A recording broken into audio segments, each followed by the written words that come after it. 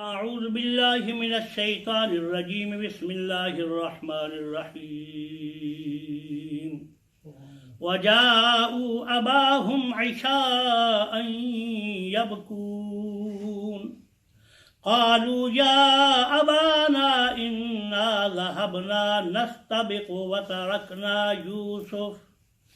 وتركنا يوسف عند متاعنا فأكله الذئب وما أنت بمؤمن لنا ولو كنا صادقين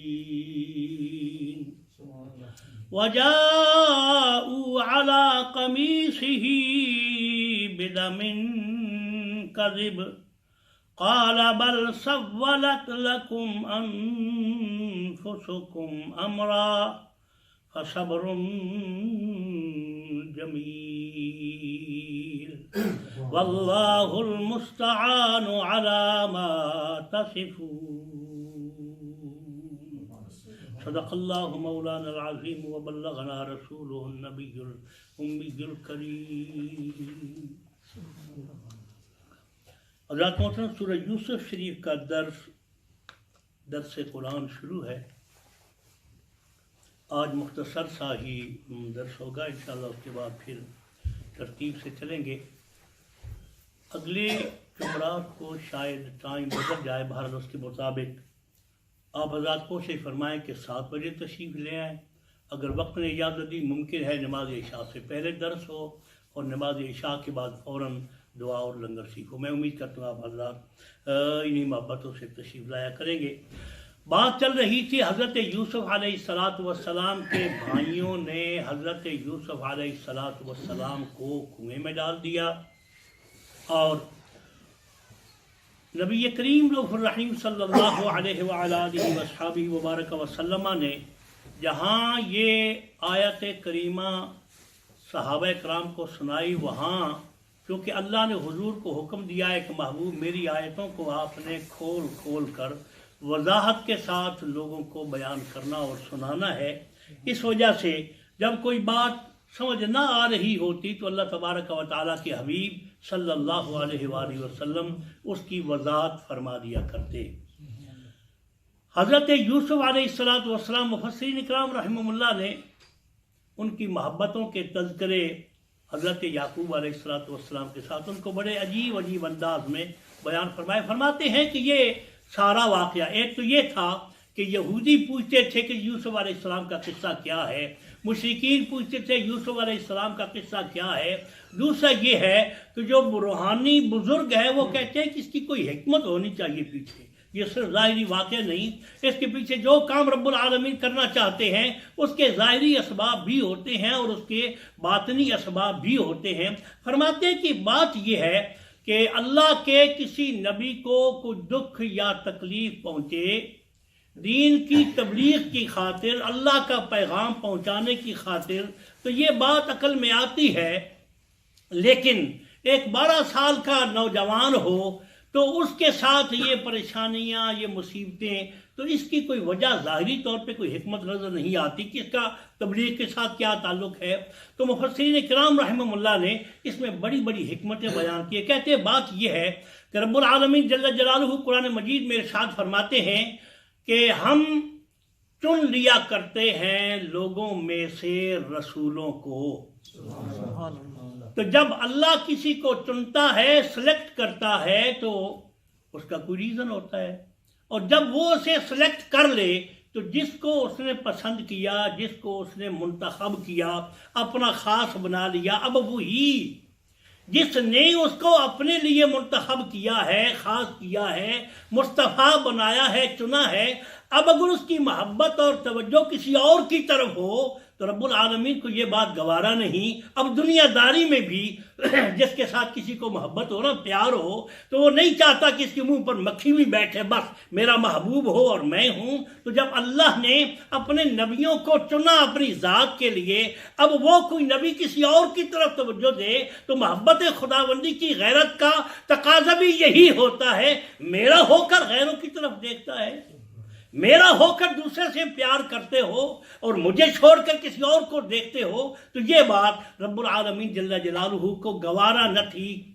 یعقوب علیہ السلام ہوں، بے شک یوسف علیہ السلام ان کے بیٹے ہیں، بڑے حسین ہیں، جمیل ہیں، ان سے پیار ہے، لیکن ایسا پیار کہ ہر وقت بیٹے پر ہی نظر ہو۔ اللہ کریم جس نے اپنے نبیوں کو اپنا حبیب اور محبوب بنایا ہے، اس کی ذات کو یہ گوارا نہیں میں پیار کروں، میں دیکھوں تجھے اور تو کسی غیر کی طرف دیکھ رہا۔ امام غزالی رحمۃ اللہ نے بڑی عجیب عجیب باتیں بیان کی ہیں یہ محبت کی۔ فرماتے ہیں کہ کوئی بندہ جس نے کسی سے کہا جی کہ مجھے تجھ سے پیار ہے، یہ بات حدیث کریمہ میں ہے، نبی کریم صلی اللہ علیہ وسلم فرماتے ہیں جس سے پیار ہو اس کو بتا دو مجھے تجھ سے پیار ہے، یہ حضور کی حدیث ہے۔ جس سے محبت ہو اس کو بتاؤ مجھے تجھ سے محبت ہے، اور اس کی بے شمار حکمتیں ہیں کہ ایسا کیوں۔ اب نبی کریم صلی اللہ علیہ وآلہ وصحبہ وبارک وسلم کی شریعت میں حضور کے ساتھ بھی ایسے کئی واقعات عالیہ پیش آئے۔ حسین حضور کو کتنے پیارے تھے، اور پھر انجام کیا ہوا؟ کربلا کے میدان میں جو کچھ یا بے شمار اس کے اسباب ہیں، بے شمار اس کی حکمتیں ہیں، ایک یہ بھی ہے محبوب۔ سبحان اللہ۔ اب سرکار کا وصال ہو گیا ہے، ام سلمہ خواب میں دیکھتی ہیں کربلا میں حسین شہید ہو رہا ہے، اور آمنہ کے در یتیم صلی اللہ علیہ وسلم کے سر پر خاک پڑی اور حضور رو رہے ہیں۔ اس میں علماء نے فرمایا پیار حسین کے ساتھ تھا، لیکن اللہ کی منشا یہ تھی محبوب تم میرے ہو، بس اب میرے ہی رہنا ہے، کسی اور کی طرف اتنی توجہ نہیں دے رہی۔ بعض چیزیں ایسی ہوتی ہیں بندے کی بس سے باہر ہو جاتی ہیں۔ ام المومنین عائشہ صدیقہ رضی اللہ تعالیٰ عنہا کے بارے میں حضور نبی کریم صلی اللہ علیہ وآلہ وسلم عرض کرتے ہیں یا الہ العالمین، مجھے اس کائنات میں کوئی شے بھی کسی سے کوئی پیار نہیں، بس تو ہی ہے۔ لیکن کبھی عائشہ کا معاملہ آئے نا تو میرے بس سے باہر ہو جاتا ہے۔ عائشہ کا مقام اللہ کریم نے اتنا بنایا ہے، حضور فرماتے ہیں کبھی ایسا ہوتا ہے تو عرض یہ ہے کہ یہ جو محبت ہے نا، یوسف علیہ السلام بیٹے ہیں یعقوب علیہ السلام کے، لیکن رب العالمین جل جلالہ کی یہ بات گوارا نہیں کہ میں ہوں۔ اب دیکھیے نا، اگر غور کریں تو قرآن نے ہمیں حکم دیا ہے والذین آمنوا اشد حبا للہ، بے شک مومنوں کو دوسروں سے پیار ہے، اولاد سے پیار ہے، بیوی سے پیار ہے، دوست احباب سے پیار ہے، لیکن مومن کی شان یہ ہے کائنات کے ہر پیارے سے زیادہ پیار خدا سے ہونا چاہیے۔ اشد، شدید نہیں، اشد، اتنا زیادہ پیار کسی اور سے نہ ہو، بس صرف خدا سے ہی ہو۔ اس کی وجہ صرف یہی ہے اللہ کو بندوں سے پیار ہے اور اپنے نبیوں سے زیادہ ہوتا ہے۔ یعقوب علیہ السلام کے بیٹے حضرت یوسف علیہ السلام کو اللہ نے امتحان میں ڈالا، امتحان میں یوسف علیہ السلام ڈالے جا رہے ہیں۔ اصل امتحان یعقوب علیہ السلام کا تھا کہ رو تو وہ رہے ہیں، نیندیں تو ان کی اچاٹ ہو گئی ہیں۔ اب یہاں رب العالمین جل جلالہ کے ایک یعنی مفسرین کرام نے یہ نقطہ بیان کیا کہ یہ ہے وجہ۔ اچھا، پھر فرماتے ہیں اگلی وجہ یہ ہے کہ یوسف علیہ السلام کو جب حضرت یعقوب علیہ السلام نے اپنے بیٹوں کے سپرد کیا تو سب کچھ کیا، بیٹے کی حفاظت کی اسباب کیے۔ کیوں؟ پہلے بتا دیا تھا نا، مجھے پتا ہے میرے بیٹے کے ساتھ کیا ہونا ہے۔ حضرت یعقوب علیہ السلام نے پہلے بتایا تھا مجھے ڈر ہے کہ میرے بیٹے کو کہیں بھیڑیا نہ کھا جائے۔ اب اسی آیات کریمہ میں اگلی وہی بات آ رہی ہے جو یعقوب علیہ السلام نے پہلے بتا دی تھی۔ حضرت یعقوب علیہ السلام نے، علماء فرماتے ایک چھوٹی سی بات رہ گئی تھی، وہ کیا؟ بھئی حضرت یوسف علیہ السلام کو بھائیوں کے ساتھ روانہ کرتے ہوئے اگر یعقوب علیہ السلام یہ کہتے جا بیٹا میں نے تجھے خدا کے حوالے کیا، پھر کچھ بھی نہیں ہو سکتا تھا۔ اگر بیٹے کو روانہ کرتے ہوئے کہہ دے جا بیٹا اللہ کے حوالے، پھر کچھ بھی نہ ہوتا۔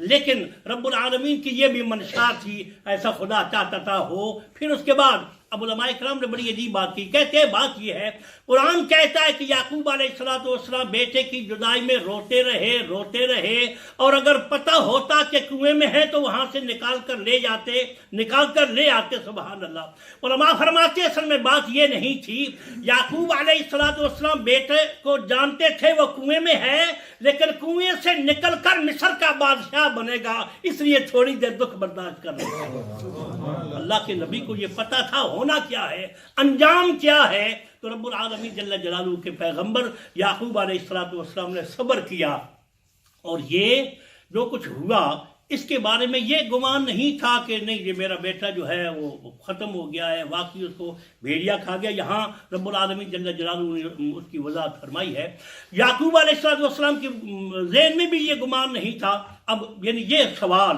کہ جی اگر پتہ ہوتا تو نکال لیتے، تو میں نے عرض کر دیا، مفسرین نے بتایا اس لیے نہیں نکالا تھا کہ کوئی اور نکالے اور نکال کر وہاں لے جائے، وہاں بادشاہت نصیب ہو، ایک وجہ یہ بھی تھی۔ اچھا جی، یہ بھی اللہ نے ہی کیا کہ وہ اللہ کے حوالے کہتے ہوئے بھول گئے، یہ نہیں کہا، یہ بھی اللہ کی منشا تھی۔ نبیوں کے بارے میں یہ بات ہے، حضور نبی کریم صلی اللہ علیہ وآلہ وصحبہ وبارک وسلم کے بارے میں تو قرآن بھی کہہ رہا ہے، احادیث رسول بھی ہیں کہ میرا نبی جب بھولتا ہے خود نہیں بھولتا، خدا بھلایا کرتا ہے۔ اللہ کی منشا یہ ہے میری کسی بھی پیارے کی پر کوئی الزام نہ آئے، بس سارا اپنے اوپر، نہیں میں نے کیا تھا، یہ میں نے بھلایا ہے اس کو۔ تو حضرت یعقوب علیہ السلام نے یوسف علیہ السلام کو اب اتنا کچھ ہونے کے باوجود بھی جاتے ہوئے ایک تعویذ پہنایا تھا جی۔ مفسرین نے لکھا وہ تعویذ کیا تھا جی؟ حضرت ابراہیم علیہ السلام کو جب نار نمرود میں ڈالا گیا تو نمرود نے ان کے سارے کپڑے اتروا لیے، اللہ نے جبریل کو بھیجا، جبریل میرے ابراہیم کا لباس نہیں رہا، جا جنت سے یہ قمیض لے کر میرے ابراہیم کو پہنا دو۔ تو یہ قمیض حضرت ابراہیم علیہ السلام کو جنت سے جبریل نے آ کر پہنائی تھی، آگ کے اندر جو نمرود نے جلائی تھی۔ حضرت ابراہیم علیہ السلام اللہ کے فضل و کرم سے آگ ٹھنڈی ہو گئی، خیر و سلامتی کے ساتھ باہر نکل آئے، تو یہ وراثت کے طور پہ حضرت اسحاق علیہ السلام کے حصے میں آئی۔ یہ جو ابراہیم علیہ السلام کا بیٹا اسماعیل علیہ السلام ہے، اسحاق علیہ السلام ہے، تو یہ اسحاق علیہ السلام کے پاس تھی۔ تو اسحاق علیہ السلام نے یہ قمیض، اب یہاں علماء فرماتے ہیں نبیوں کی بھی نگاہ ہوتی ہے، ضرورت کہاں ہے اس قمیض کی، ضرورت کہاں ہے، اس لیے یعقوب علیہ السلام کو قمیض دی، جا بیٹا اس کو سنبھال کے رکھنا۔ اب جہاں حضرت یوسف علیہ السلام کو وہاں گھر سے روانہ کیا نا، تو اسی قمیض کو ایک چھوٹے سے تعویذ بنا کر، یعنی کسی چیز کے اندر بند کر کے حضرت یوسف علیہ السلام کے گلے میں ڈال دی۔ اب یہاں علماء فرماتے ہیں کہ دراصل رب العالمین جل جلالہ کی منشا بھی یہ تھی۔ دیکھیے نبی اس کو کوئی دکھ آتا ہے، کوئی تکلیف آتی، بذات خود ہی وہ شفا ہیں، نبی بذات خود شفا ہوتا ہے، لیکن اسباب استعمال کرنے کا مقصد یہ ہوتا ہے بعد میں آنے والے لوگوں کے لیے سنت ہو جائے اور پتہ چلے کہ واہ ہم ہیں، یہ کام تو نبی بھی کیا کرتے تھے۔ یعنی ان کو ضرورت نہیں ہوتی، رب العالمین جو کچھ کرنا ہے بغیر کسی ظاہری وسیلے کے کر دیتا ہے، لیکن یہ لوگوں کے لیے سنت رہنی تھی، اس لیے حضرت یوسف علیہ السلام کے گلے میں قمیض، وہ جو قمیض تھی ابراہیم علیہ السلام کی، اس کو تعویذ بنا کر ڈال دیا گیا۔ اب یہ قمیض ہے، علماء فرماتے ہیں کہ دراصل یہ جو کچھ ہوا نا، کرنا تو سب کچھ اللہ نے تھا، لیکن بتانا یہ تھا کہ اللہ والوں کی قمیض بھی اگر ہاتھ لگ جائے تو وہ بھی بڑے بڑے دکھوں اور مصیبتوں سے بچا لیتی ہے۔ حضرت یوسف علیہ السلام کو کنویں میں ڈالا گیا، رب العالمین جل جلالہ نے، یہ حضرت جبریل نے علیہ السلام حضور کو یہ بات بتائی تھی، یا رسول اللہ صلی اللہ علیہ وسلم، جب یوسف علیہ السلام کو کنویں میں ڈالا گیا، رسی کو کاٹ دیا گیا، میں تحت الثری پہ تھا، میں بیت المعمور پہ تھا اپنے مقام پہ، تو مجھے رب نے فرمایا جبریل دیکھتے نہیں ہو زمین پر کیا ہو رہا ہے، میرے یوسف کو اندھے کنویں میں گرایا جا رہا ہے، جاؤ اس کو بچا لے۔ تو جبریل عرض کرتے ہیں یا رسول اللہ میں اتنی سپیڈ سے آیا تھا کہ رسی کٹ گئی، میں ابھی آسمانوں پہ تھا، لیکن فوراً آ کر میں نے حضرت یوسف علیہ السلام کے جسم کے نیچے اپنے پر بچھا لیے۔ یوسف علیہ السلام زمین پر نہیں گرے، ان پروں پر گرے، حضرت جبریل علیہ السلام کے پروں پر۔ اب یوسف علیہ السلام بچ گئے۔ پھر وہاں اب یہ ہوتا ہے کہ جب کوئی کنواں کھودتے ہیں نا تو اس میں یا تو پتھر باہر نکال کر اس میں رکھ دیتے ہیں تاکہ جب اگر کوئی ڈول کنویں میں گر جائے تو اس میں ہاتھ رکھ کر نیچے جائیں، پھر نچلے پتھروں پر ہاتھ رکھیں، اس طریقے سے۔ اور کچھ جو ہے جہاں پتھر نہ ہو، نہ پتھریلی زمین نہ ہو، تو وہاں اس میں سوراخ نکالتے ہیں، جو کنواں ہوتا ہے نا، کھو یا کھوئی جس کو کہتے ہیں، تو وہاں یوں ہاتھ رکھ کر پھر اوپر ہاتھ رکھا اور باہر نکلنے کے لیے، یا نیچے ہاتھ رکھا، یوں اس طریقے سے وہ جاتے ہیں۔ تو وہاں پتھر تھا، تو جبریل علیہ السلام نے یوسف علیہ السلام کو اس پتھر پر بچھا دیا۔ مفسرین فرماتے ہیں سبحان اللہ، اندھا کنواں تھا، اندھیرا تھا، بڑی گہری ڈل تھی، پانی اس میں نہیں تھا، بس اندھیرا ہی اندھیرا، لیکن اللہ نے ابراہیم علیہ السلام کی اس قمیض کو ایسا منور بنایا، اس کی روشنی سے سارا کنواں روشن رہا، اندھیرے ختم ہو گئے۔ تو یہ جنت سے آیا تھا نا، آپ کو پتا ہے کہ جنت کی کوئی شے بھی کالی نہیں آئی۔ یہ جو حجر اسود ہے یہ کیا تھا جی؟ حجر اسود، اب اسود کا مطلب کیا ہے جی؟ کالا، تو حجر کیا ہے جی؟ پتھر۔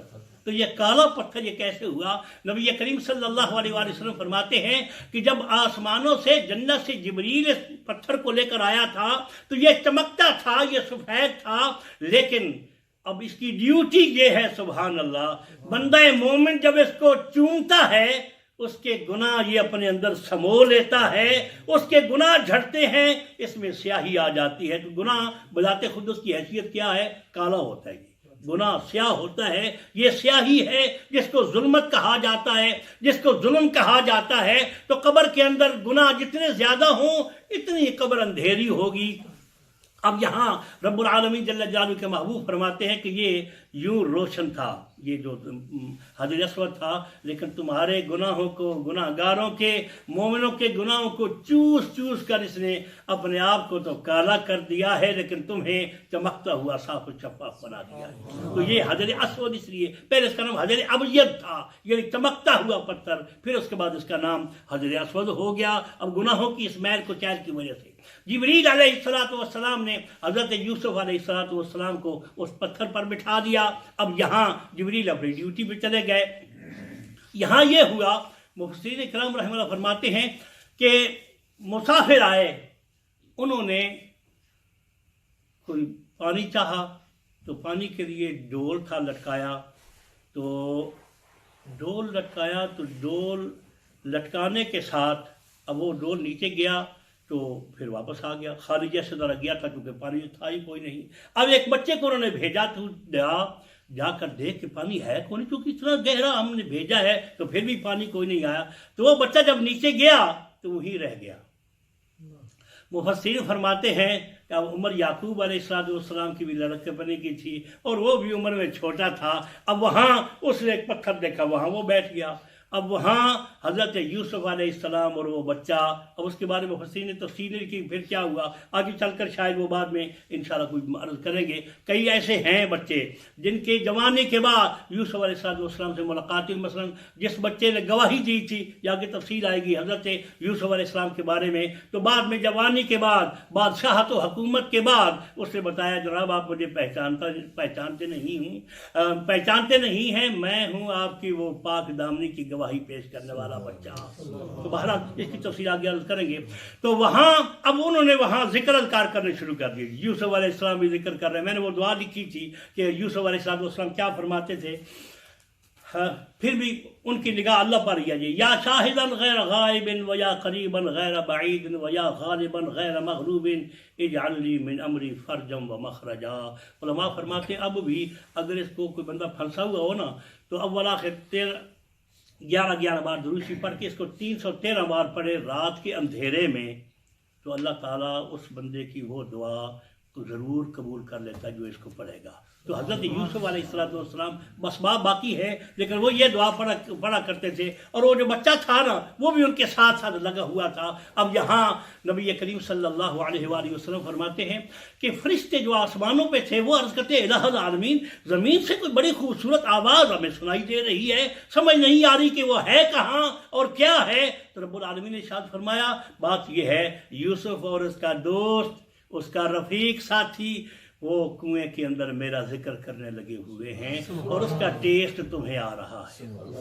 اب یہاں پھر فرشتے عرض کرتے ہیں الہ العالمین، اگر ہمیں اجازت ہو تو ہم تھوڑا اور قریب ہو کر اس ذکر کو سن لیں۔ تو اللہ نے جنہوں نے دعا کی تھی نا ان فرشتوں کو اللہ نے اجازت دی اور وہ زمین کے اور قریب ہوئے، اور جب تک یوسف علیہ السلام ان کا دوست وہاں ذکر کرتے رہے اس وقت تک وہ وہاں ذکر سنتے رہے۔ مطلب یہ ہے کہ صرف ذکر کرنا ہی عبادت نہیں، ذکر سننا بھی بہت بڑی عبادت ہے کہ اس کے لیے فرشتے اپنی تمنائیں کیا کرتے ہیں۔ حضرت یعقوب علیہ السلام کا بیٹا حضرت یوسف علیہ السلام، اب یہاں پہلے آپ کو یاد ہوگا کہ یوسف علیہ السلام کو بھیجتے ہوئے انہوں نے کہا تھا تم کہتے ہو کہ میں اپنے بیٹے کو تمہارے پاس بھیج دوں، مجھے ڈر یہ ہے کہیں ایسا نہ ہو کہ میرے بیٹے کو بھیڑیا کھا جائے۔